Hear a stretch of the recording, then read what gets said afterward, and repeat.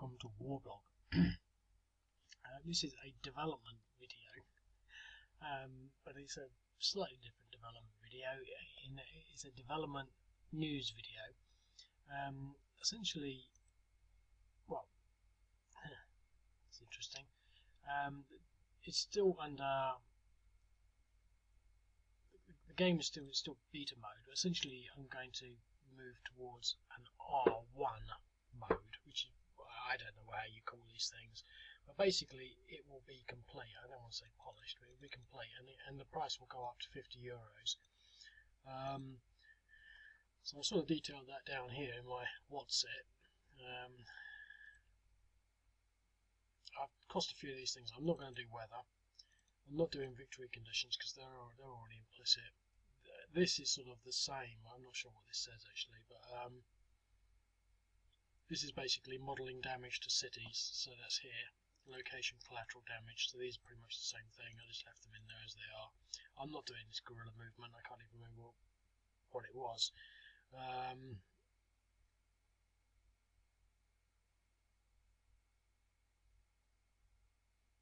Can't even figure out what I was trying to say there. I might bring it back. The reason I put the lines through them is because they're not the things that I've got in my mind to get it complete. Hidden movement, dummy counters, not doing that. Additional train, yeah, that's sort of going to be just ongoing, not necessarily anything for sort of R1.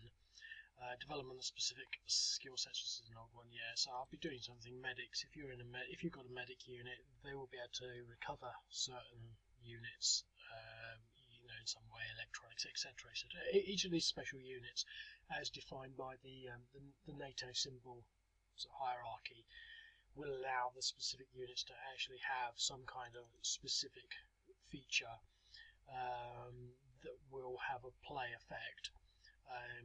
Print and play. These are the ones I've just added sort of now. Well, these ones here. This one was already there. So print and play. I mean, it's something I've been thinking about for a while, and I'm sort of not anywhere near doing it. But by the time I go for R1, I will be putting print and play. It's not actually that difficult. The difficulty is preparing all the secondary support for the rules, and then allowing people to print things out.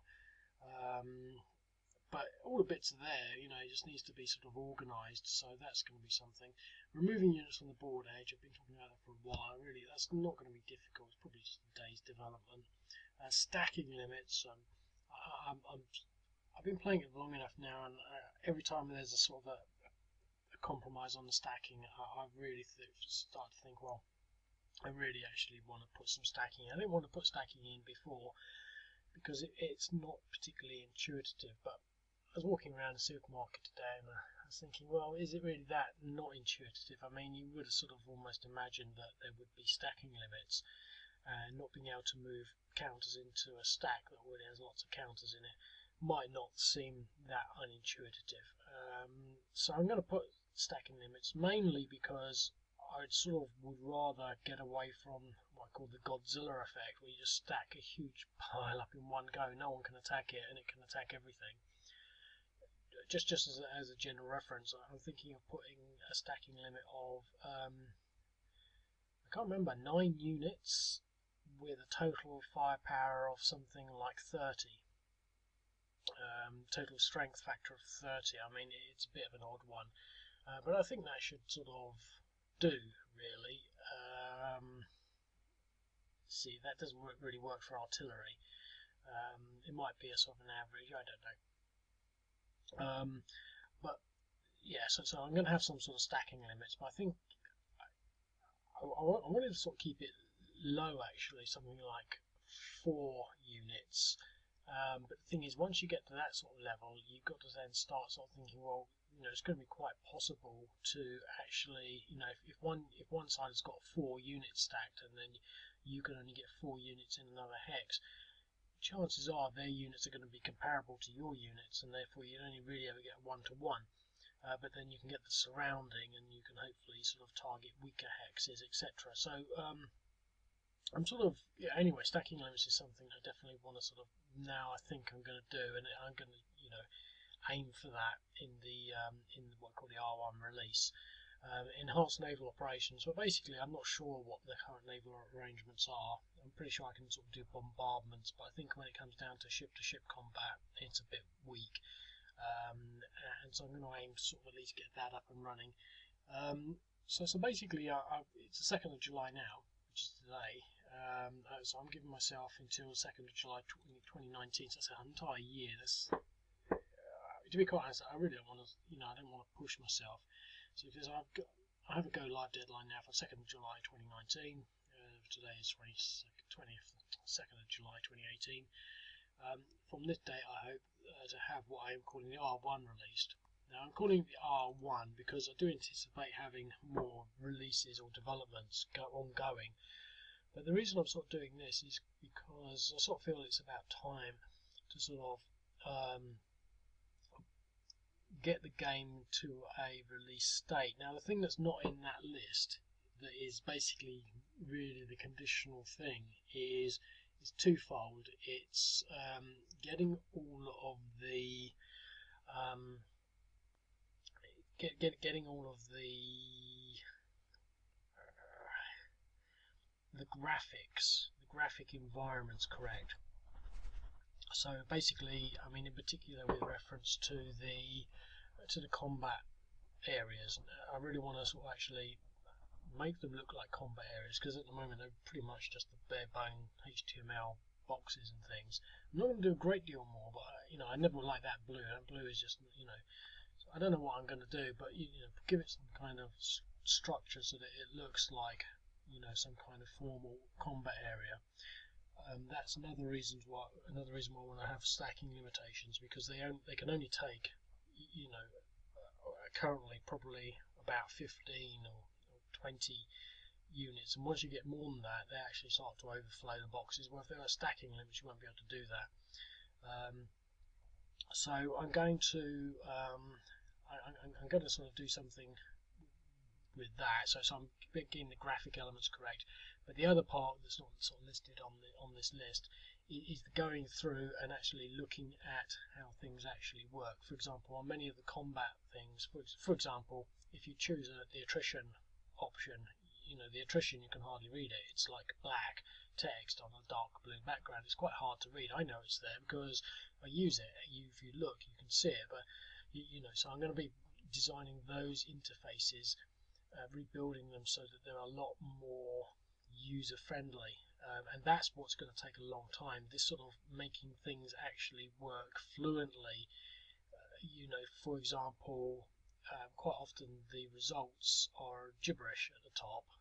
They work okay for combat, but if you do an attrition, it's just basically the combat stuff all regurgitated with something added on the end that is related to the attrition. I mean, it's just, it works. For me, it works because I know what it's trying to do.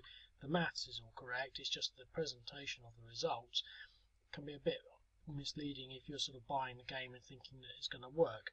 And it does, but the thing is, if the information is sort of doesn't mean anything because an attrition is not a full combat process, then it's going to be a bit it's going to throw you off a bit. So basically that's what I mean. So I'm going to really going through and actually trying to get that all up to what I consider to be a finished state, and I'm calling that R1 because I will get it through to, I will be continuing development. The reason I sort of haven't done, well, let's just go through this. So the price will go up to €50 as well, so when I do that I will be putting it up. Most, but not all of the above non-structural features will be included, plus the finished graphic design and the combat-related graphic interfaces, etc. This is a tentative release date, so essentially I'm not committing myself to anything. There's no backers on this, so there's no, there's no onus on me to do anything. But I've decided to do it. I'll explain that in a little bit. A little more about that reason, that decision. It's a tentative release, so if I fail at it, I don't care. But I hope to achieve it, and I hope to achieve it a lot earlier, to be quite honest. I've delayed even considering an R1 release date so far, as I prefer the easier position of not having to quibble over people that complain about its unfinished state and errors and development. But development has come so far that I think it's about time to push things to the next level. 1 year from now gives me plenty of breathing space. Hopefully that will give you a good idea if you have the urge to move propaganders around with your mouse okay, obviously should be a line break there. So that's where the end of my what's it. This is whatever text was in there already. So, but basically, it does actually already sort of say what I'm really looking to say here.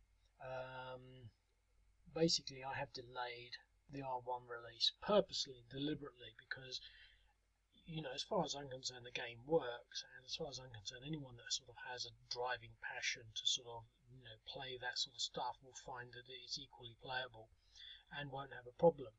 And, you know, because, you know, up until sort of now-ish, the road forward has looked so long and drawn out. You know, I haven't felt really, you know, confident enough that I could take it to a level where I could then actually say, well, it's actually in a finished state. You know, you have to say it's in a finished state. And I feel, you know, with a lot of the developments that have gone through, you know, like the air combat and the two-player things, you know, there's a whole bunch of sort of added features and capabilities that just weren't there quite a long time ago. Now that these things have all sort of been done, you know, the next stages, you know, the print and play, the removing units from the edge of the board, the stacking limits, the enhanced naval operations, these 4 things plus the enhanced graphic design are all sort of like encapsulable in sort of thought. You know, I can actually, well, if I can, you know, do those things, I can then say it's done. Obviously, I think the biggest thing is sort of looking at each control interface and making sure that it looks good and the results are coming out well. And that's going to be probably 80% of everything. It's just because you've got to have a process for controlling that. But up until now, I sort of thought, well, it's just so much easier to sort of, you know, if someone really wants to play the game, then, you know, they can, and it's quite doable. You know, I would rather people that have a driving interest and that just want to play it regardless of its state, play it, rather than people that are going to quibble and say, well, when I do this, you know, this action, mainly in the combat tables, you know, the information just looks stupid, or, you know, this isn't clear when you go into it's things like the aircraft strikes, because they're all based on the same things. In particular, things like you know, little things like air mobile units, the way they work. You know, you can go in, you can put your units in, and it's just all a bit sort of, the workflow is, you know, I know how it works, and I can imagine people sort of, you know, because for example, I'm not sure which ones I'm talking about, but I think if you go into sort of like the air mobile, at the top it probably says combat screen. You know, obviously it's not a combat screen, it's just, you know, that's what it's based on. And similar things, very similar things for sort of naval bombardments and paratroopers, and, you know, bridge laying probably uses the combat screen. You know, there's lots of sort of where I've just basically taken the existing environment from something else and modified it for something else, you know, like bridge laying or mine laying, or I can't remember what the other sort of whatsits are. But anyway, so it's just really to sort of give you an idea that it's, I've got this 2nd of July 2019 date. You know, as I said, I've been delaying it just because I sort of really, you know, it's a lot easier to sort of take flack from, you know, from people that sort of find problems with it by saying, oh, it's development. But, you know, I'm thinking of taking it to the next level. I don't actually really, I'm not particularly excited about getting to the next level, and then sort of not so much facing that flag, but receiving sort of you know, commentary, because I feel that any commentary that you know, a criticism that could be made right now. You know, it's not going to really change, but you know, I'm used to developing applications like this, and people can just say, you know, the most irrelevant things. You know, you put in all this work, and their only comment is, can't you do it in sort of like purple? You know, can we change the colour of the background or something? No, you can't. I don't care about it, you know, but that's the only thing that they can think of, even though you've got sort of like, you know, masses of layers of code going on in the background. all I can think about is a font size or something. But yeah, that's me quibbling from a development point of view. So I'm going to be going for it. I'm really not sure what else I want to say. I just want to sort of cover, this as a sort of a declaration that I'll be going for this R1. So it's going to be essentially, it's going to be good enough to say, okay, it's a finished product, and then I'll be able to deal with issues that people have, but it will not be sort of massively complete in the sense that I still intend to do other certain things, but anything that's existing at the moment will be complete and hopefully work through. I mean, the background to it really is that I have been modifying and correcting lots of little errors and things like that as it's gone forward, and there aren't really that many. The turn one movement was a big one, and I sort of did that quite recently. I mean, it's all pretty much there. So that's it really. I thought there was going to be a lot more to say, and I'm struggling to think about what it was I wanted to say. But yeah, so and if you really want to sort of get the R1 release before it goes up to €50 and sign up now. I think the only thing to say on the sign up, the membership sign up, is that I will have to be developing that. I've sort of semi-developed it. To be quite honest, I'm not sure what stage it's at, but what I'm sort of getting to and referring at is that you sign up for a year, and basically the mechanics of what happened after a year should be fairly clear. But I think at the moment, if you sign up now, you pretty much get your membership doesn't expire at the moment, not because it won't, because it should do, but basically from that date onwards, I have to put those processes in. So I'm not sure that I've got them. I think I've got the date that someone signed up, in place, but I'm not sure at the moment that it automatically prevents them from accessing the site. So that's a thing that has to be done. It's not on that list. It's actually quite onerous, because people have to, they sign up, and then a year from now, they will, in theory, have to go through some automated process reminding them that they haven't repaid, signed up for another year, and then thinking about how I do that. I don't really go down sort of that sort of subscription route too intensely. I know there are some sites that say your membership is due for renewal, and here's an email, follow this link and go and renew it.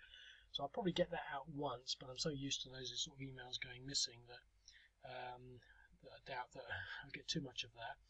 But the point is, when someone comes back, for example, after a year, after having signed up, it needs to recognise that they were an existing member and that their membership has expired, etc., etc. And that's actually quite complex and involved, because it involves a dynamic that's sort of dependent on things like the membership sort of dates, which isn't that difficult in its own right, but then requires sort of like some sort of PayPal integration, and it's all a bit faffy.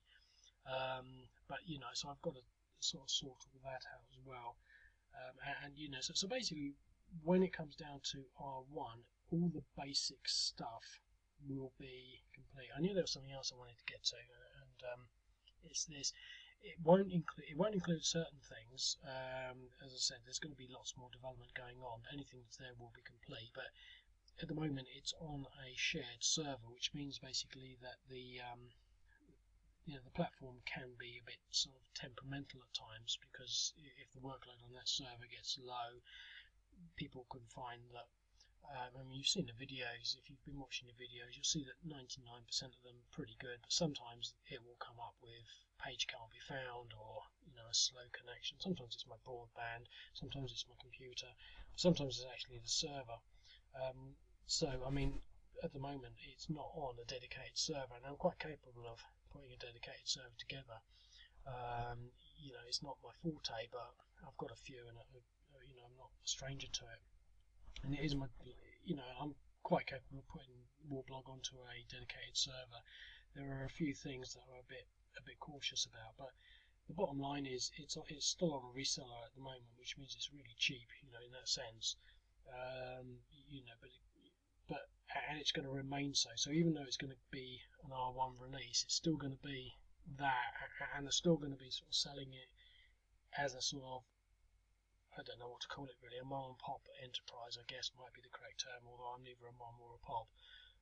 But you know, I want to sort of steer clear of the sort of corporate level of support and performance, and really keep it sort of still tentatively at that sort of development level, but still sort of professional in that it should be complete, but making it clear that, you know, there are limitations. I mean, for example, one of the main limitations that I think people might have is that it's only available on computers.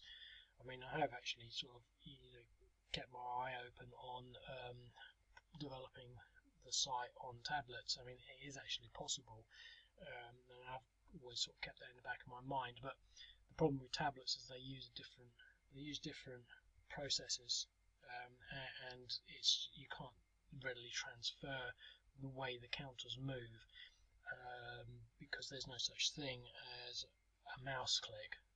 It's all sort of finger work. So, but the thing is, what I'm saying is, you know, it's clearly limited to the fact that it's only available on a PC. I mean, you just have to look at Google. It says, you know, well, tell me, because it sort of realizes that I own the site for some reason.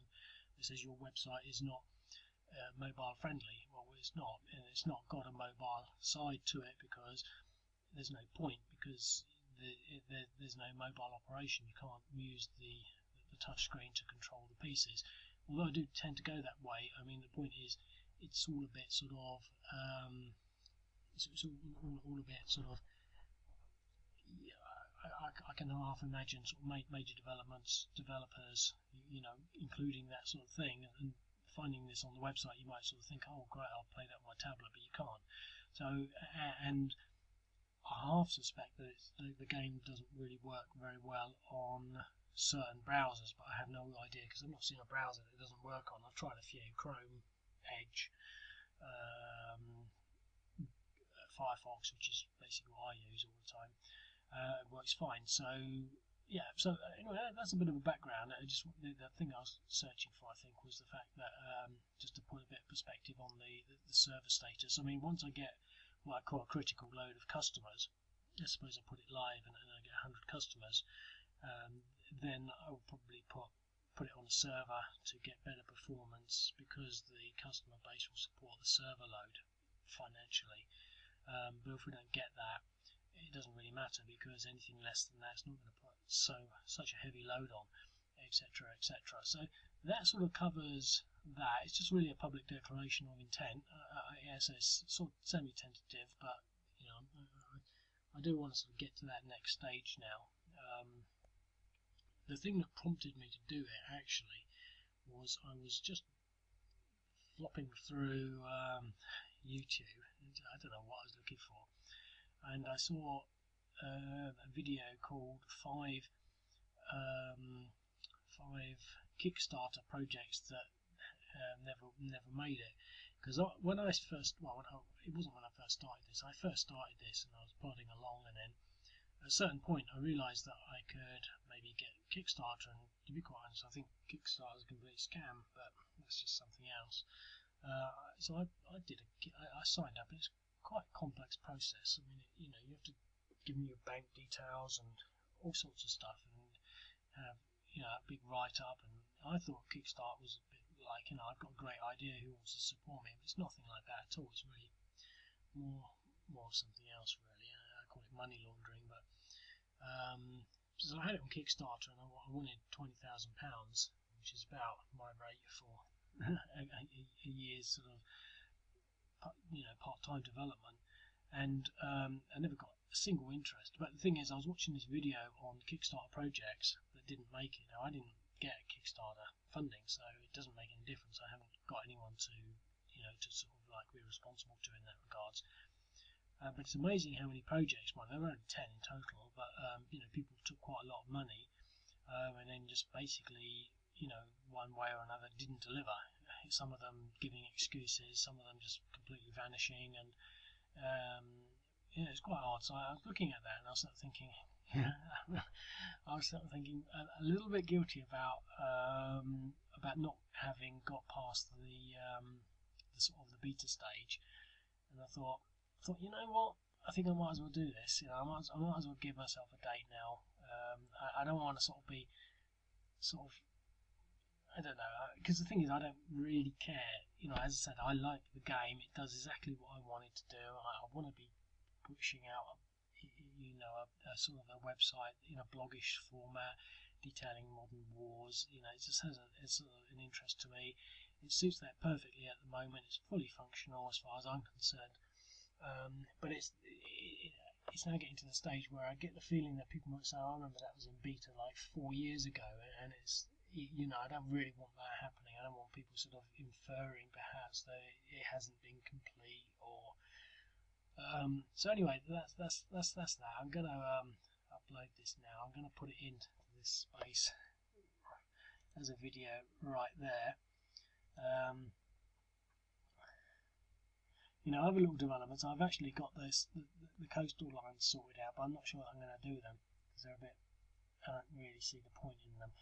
Other features, actually I should have put it on that list, but I'm doing internal lines. So this is a national border, but for example, on things like Gaza or let me see if I can find it. It's that Russian one, Ukraine. There it is. See, this is the national border between Moldova and Ukraine, but this is actually just a security zone, so there'll be one of these for the Ukraine. So what I want to do is to make these lines yellow, so I'll be having another sort of set of lines to define internal or secondary lines, because this is not a country called security zone, so you know the border is there just to make those things clear. So these things are going to happen, these things are going to develop over time. You know, I've got all sorts of plans, and you know, but so anyway, hopefully, you know, if you've been following the site for a while, you know, and you have an interest in seeing how things are developing, that will give you something to sort of look forward to, keep an eye out for, and you know, keep your interest, so to speak. Okay, well, I'll I'm just trying to think about how to say this. Well, cheerio. Come back in a year's time when I've got my my reasons for extending my R1 release for another year, because that's how it happens, doesn't it? But no, I think anyone that's been following me will probably feel a little certainty that I might be able to get through these developments, because there's not many of them. I should be able to do it, and it's a reasonable, and you know, I think it's quite a sort of achievable goal. So yeah, so keep your eyes out, and I'll speak to you later. Cheerio.